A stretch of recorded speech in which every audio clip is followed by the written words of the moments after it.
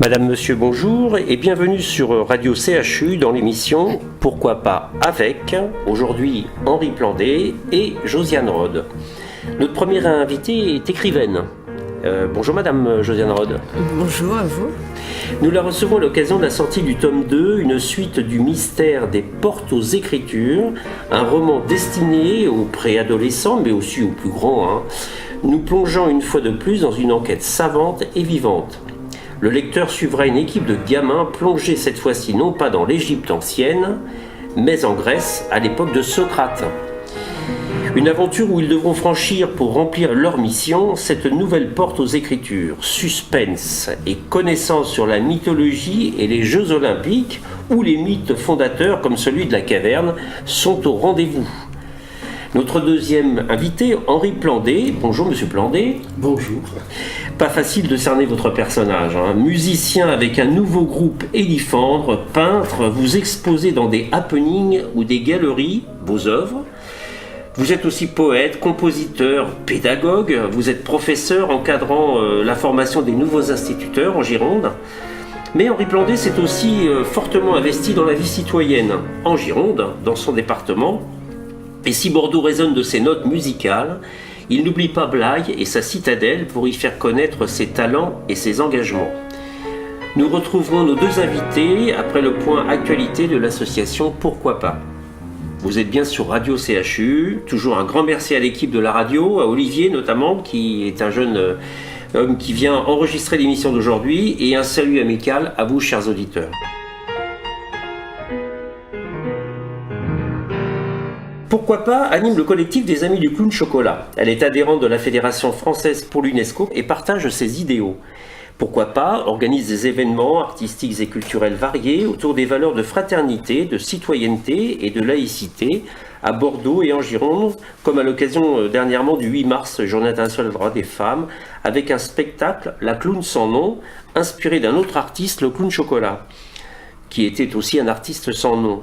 Ce spectacle a été présenté au Théâtre de l'Inox avec la comédienne Nancy Pobel et le musicien, je vous le donne en mille, Henri Plandé, ici présent. Un véritable succès. Vous retrouverez des dates de représentation sur notre site assopourquoipas.org.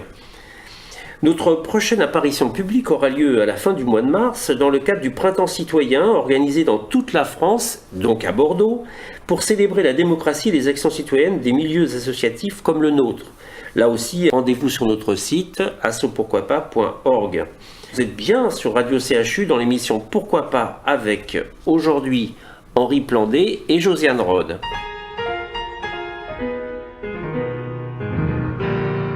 Vous êtes bien sur Radio CHU dans notre émission Pourquoi pas avec Josiane Rode. Bonjour Madame Rode. Bonjour. Bonjour plutôt.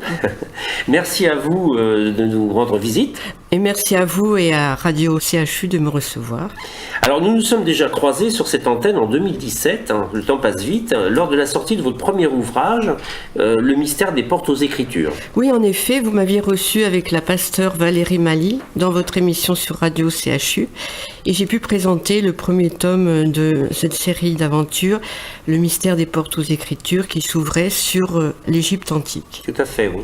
Alors nous nous connaissons depuis plusieurs années, c'était un secret pour personne maintenant, puisque vous étiez institutrice et directrice de l'école maternelle à Bordeaux pour d'excellents souvenirs pour notre famille et celle de nombreux petits Bordelais. J'ai toujours voulu mettre en place une pédagogie de projet qui place les enfants en tant qu'acteurs de leurs apprentissages.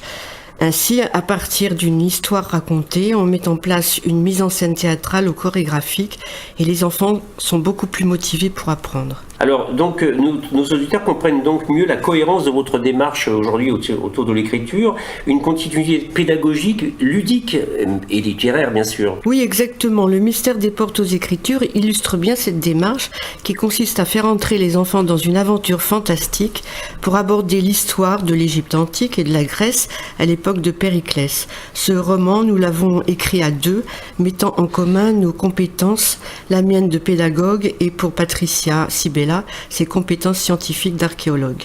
Donc très complet, c'est un ouvrage très complet, mais on a dû vous le dire, il y a un peu du Club des 5 dans cette démarche littéraire, suspense, rebondissement, personnages typés, découverte de tas d'éléments sur la culture égyptienne pour ce qui était du premier ouvrage, et dans votre tome 2, là on aborde la Grèce à l'époque d'Aristote, si j'ai bien lu, les mythes, les légendes que revisitent les enfants dans le roman et qui va permettre d'avancer dans l'histoire. Oui, nous avons mis en scène une bande de 8 copains qui ont chacun une caractéristique particulière. Il y a le bricoleur, la grosse tête, caractéristiques que l'on retrouve dans les classes chez les enfants. Car il était important que les enfants s'identifient à un personnage pour créer une dynamique. Je dirais d'apprentissage, notre objectif étant avant tout culturel, avoir envie de s'intéresser à l'histoire et de pousser les portes des musées. Alors ces 8 copains, ils me diraient comme moi, c'est très chouette. Alors la chouette, c'est une expression qui pourrait provenir de la Grèce ancienne, puisque ce rapace, dans la symbolique, on le retrouve dans la légende d'Athéna, et même les pièces de monnaie de l'époque étaient marquées du sceau de la chouette. Alors bon, c'est vraiment chouette votre livre. Bon, on va faire une petite pause musicale, et puis vous allez voir, c'est un peu dépaysant. Hey boys, did you ever see a more splendid moustache?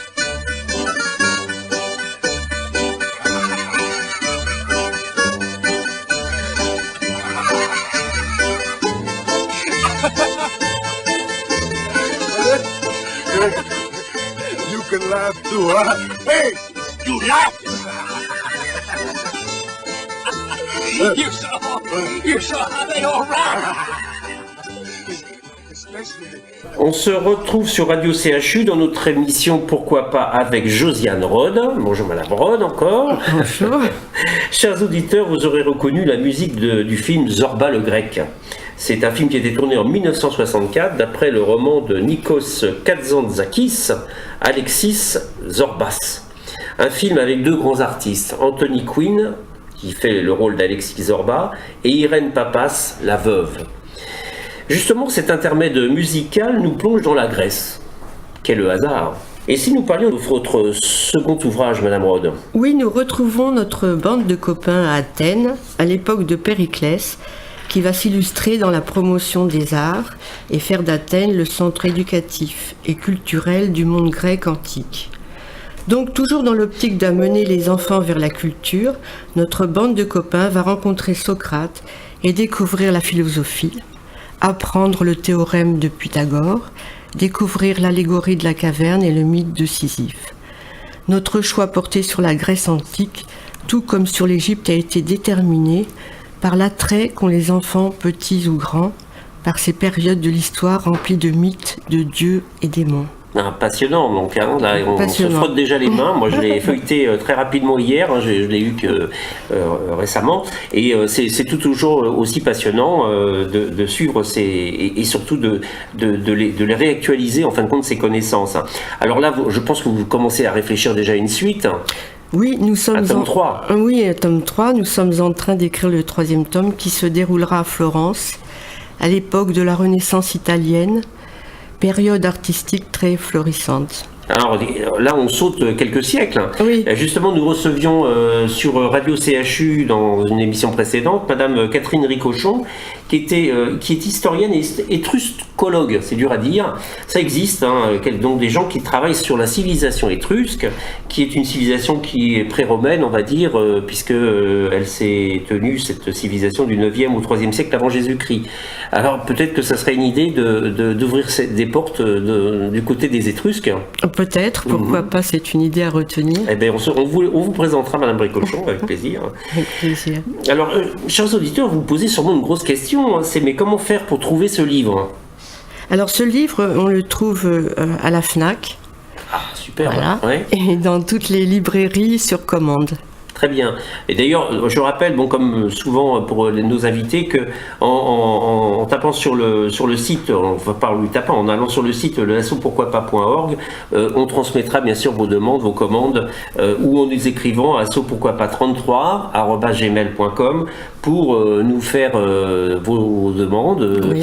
pour les transmettre ensuite à Madame Rode. Ben, merci beaucoup, Madame Rode. C'est moi qui vous remercie. Et puis nous allons vous retrouver en fin d'émission pour nous lire un petit extrait de votre Exactement. livre. Merci, vous êtes bien sur Radio CHU, dans l'émission Pourquoi pas avec, et un petit moment musical maintenant. Il n'y a qu'une balle, celle qui siffle dans l'espace,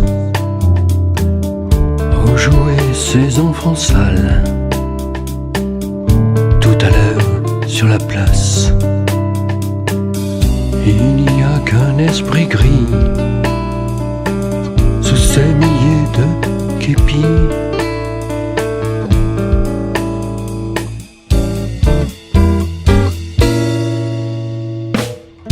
Il n'y a qu'une balle, elle serait presque anodine, celle qui finit dans un râle, perforant ta poitrine. Il n'y a qu'un esprit gris, sous ces milliers de képis. Merci donc au groupe Élifandre et de nous avoir présenté cette petite extrait de chanson. Et notre deuxième invité, ça me permet d'introduire notre deuxième invité qui est Henri Plandé. Bonjour Henri. Bonjour. Voilà. Et ben, ce que je disais tout à l'heure, c'est pas facile de cerner votre personnage, parce que vous êtes musicien, comme on vient de l'entendre avec votre groupe Élifandre. Vous êtes peintre. Il y a quelques images qui sont sur la table et qui montrent votre talent. Vous intervenez au cours d'happening. Vous êtes dans les galeries, vous exposez vos œuvres, mais en même temps vous êtes poète, compositeur, pédagogue, vous encadrez la formation des nouveaux instituteurs dans Gironde, et vous trouvez encore le temps de vous investir dans la vie citoyenne. Eh bien, on verra ça tout à l'heure. D'accord. C'est quand même bien dithyrambique comme présentation. C'est parce qu'on apprécie votre talent. Merci, c'est gentil. Et j'allais dire, un petit peu par quel bout commencer. Peut-être par la musique, on vient d'en entendre quelques notes. D'accord.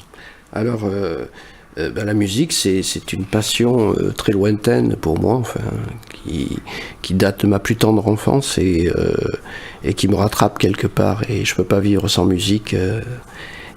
La musique peut vivre sans moi, mais moi je peux pas vivre sans elle. Très jolie définition, oui. Mais ouais. Donc elle m'invite en son sein. Et du coup, c'est pour moi que ce soit la musique, que ce soit la peinture, que ce soit la poésie ou autre chose, c'est toujours dire quelque chose de la vie. Et c'est toujours un rapport à la vie, un rapport à l'autre. Et aussi bien dans la musique que dans la poésie, que j'ai fait aussi quelques études universitaires. Pour moi, ça a été les voyages, quoi. Dans l'autre, j'apprends beaucoup. Sur l'autre et sur moi aussi, un peu. Ouais, je dis un peu, c'est rien. De belles chroniques de ces voyages. Le dernier qui était en Inde, je crois. Le dernier, oui, était en Inde. Oui, je dois partir au Sénégal bientôt, d'ailleurs, aussi. En parlant de Sénégal, vous êtes un peu africain, un petit peu, oui. Je suis revenu sans papier de l'Afrique très jeune, en ayant peur des Blancs, d'ailleurs, parce que j'étais entouré que de Noirs. Et donc, je sais que mon nom vous intrigue parfois. Le groupe Élifandre, je dois dire que c'est vraiment intriguant, effectivement. D'où ça vient, ce nom-là? Alors déjà, ça n'existe pas. Une invention. Donc c'est bien ça. Quand on tape Élifandre, on tombe directement sur ce que je fais. Et c'est aussi...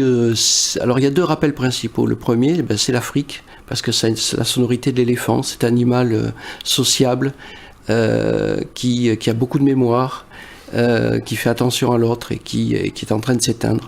Donc il y a ce rappel-là. Et puis il y a aussi Élie, c'est le diminutif d'Émile, mon grand-père, qui était sabotier et qui était quelqu'un qui donc fabriquait des sabots, mais ces sabots qui allaient aller dans la boue, dans la bouse, au pied des paysans.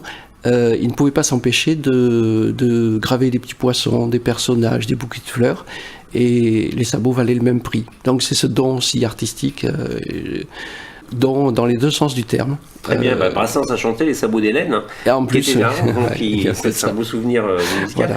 Eh bien, on connaît maintenant là, un petit peu l'origine du nom de votre groupe, Élifandre. Eh bien, on va passer à une partie musicale pour apprécier encore plus vos talents musicaux. Assis au bord de cette nuit qui s'endort, je tente de m'accrocher au bord de mes rêves. Au coin de la table, je regarde dehors. la pénombre qui lentement achève de me tirer de mon point aveugle. Encore un jour et il sera au bord de la vie qui court sur des monts et gueule. Oublie, oublie, oublie, oublie, oublie, oublie. Donc deuxième extrait, Tout au bord. Le premier c'était Il n'y a qu'une balle. C'est donc peut-être le moment de penser qu'un CD est en préparation. On y pense. Alors l'idée, c'est-à-dire, là je m'entoure en fait, depuis 2-3 ans, je me suis entouré de musiciens professionnels pour mettre en valeur ma musique, et c'est absolument merveilleux quoi, de voir ces lignes musicales transcendées par des arrangements, par des jeux, donc, oui, évoluer énormément. Et donc je dois les remercier et puis les citer. Donc il y a Hugo André qui est guitariste et qui fait les arrangements. Il y a Aurore Rival qui a fait les flûtes. Et puis il y a mon fils qui fait quelques guitares. Et puis là je travaille avec une très belle chanteuse, Emma, qui est la voix que vous venez d'entendre sur Tout au bord, qui à mon avis peut avoir un avenir très intéressant dans la chanson. Et Simon Duhem à la guitare. Donc pour l'instant, voilà, je travaille avec ces musiciens-là. Il y a eu à la basse Jean Danielson qui a aussi participé grandement à ces morceaux-là. L'idée de ces morceaux, c'est de les mettre en fait à disposition du public gratuitement, un peu comme les sculptures sur les sabots de mon grand-père. Et de trouver des concerts par la suite. Très bien. Voilà. Et bien justement, parlant de concerts, c'est à cette occasion que nous nous sommes rencontrés, puisque nous avons eu un concert sur un concert sur la laïcité. Ouais, trop de musique peut provoquer le concert, faut faire attention. Sur la laïcité, là, en décembre dernier, là, il y a sur le Clown Chocolat aussi, une contribution musicale très forte. Et ce qui marque un petit peu ce que je considère, moi je disais en aparté comme ça, que vous êtes des artistes engagés, mais pas forcément enragés, hein, puisque la poésie est là, mais en fait, plutôt dégagés, quoi, en fait. Et sortant un peu de la conformité. Et d'ailleurs, la musique est là, mais aussi la peinture. Oui, mais pour moi, je sais pas, c'est un complément. C'est un peu peindre, jouer de la musique, faire la cuisine aussi, tout ça se ressemble. Oui. C'est un rapport au temps, c'est un rapport aux sensations, c'est un rapport à la vie, donc. Et puis c'est un rapport aux autres. Tout à fait. Ce qui est très important dans notre société de penser aux autres. Voilà. Eh bien, vous êtes bien sur Radio CHU. Nous allons faire une petite pause musicale pour vous nettoyer les oreilles et vous détendre.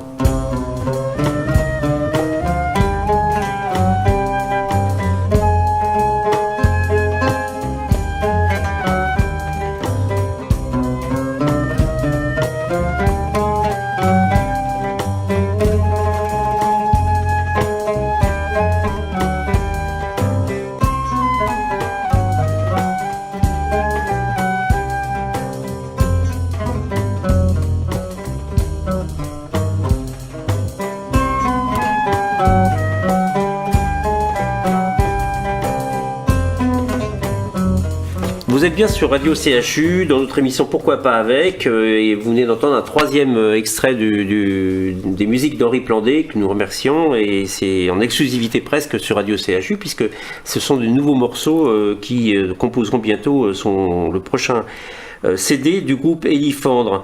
Mais si vous voulez absolument écouter sa musique, allez sur Facebook et vous tapez Élifandre, P-H-E-N-D-R-E.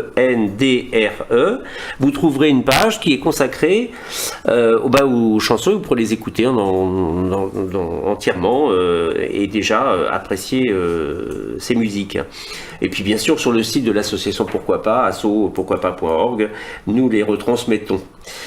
Cher Henri Plandé, vous êtes un artiste donc on pourrait qualifier de multirécidiviste, hein, nous venons de le voir et de l'entendre, mais aussi un citoyen très engagé. Dans Sud-Ouest, dernièrement, vous avez eu droit à une première page. On vous voyait tenir un micro, mais là, c'était pas pour chanter, mais c'était pour des raisons beaucoup plus sérieuses, à savoir, les pesticides qui envahissent un peu nos champs et qui ont des conséquences sur la santé un peu dramatiques. Oui, c'est certainement un sujet qui, comme on fait le parallèle avec l'amiante, on a organisé des rendez-vous là-dessus, des rencontres publiques sur ces questions-là. En tant qu'éducateur, j'y suis particulièrement sensible. Bien sûr. D'autant plus que j'ai perdu une collègue avec qui on travaillait sur les sciences, on était personne en ressources sciences, qui s'est retrouvée à Bergognier avec un cancer du cerveau. Et à Bergognier, on lui a dit « Vous êtes vigneronne ?» Et elle a dit « Non, pas du tout. Alors vous habitez à côté de Vigne. » Très bien. Et 2 ans après, elle disparaissait. D'accord. Et j'étais déjà sensibilisé à ces questions-là. Et puis s'est produit l'événement de Villeneuve de Blaye, où j'étais particulièrement concerné puisque c'était ma circonscription. Et j'ai vu le malaise des élèves et de la collègue qui est partie aux urgences, et puis j'ai vu d'autres choses, mais bon, je ne vais pas en parler ici. Je pense que là, on est aujourd'hui, on s'engage, donc j'ai créé une asso avec d'autres personnes évidemment, une asso qui s'appelle Alerte Pesticides Haute-Gironde, donc n'hésitez pas à venir et à nous aider. Mais on n'est pas la seule association, il y en a une autre dans le Médoc, il y en a une autre vers Léognan, il y a aussi la Confédération Paysanne, il y a Génération Future, enfin, il y a beaucoup de gens qui tournent autour de ces questions-là et on est en train vraiment de faire un travail très solidaire là-dessus, et ça c'est super important.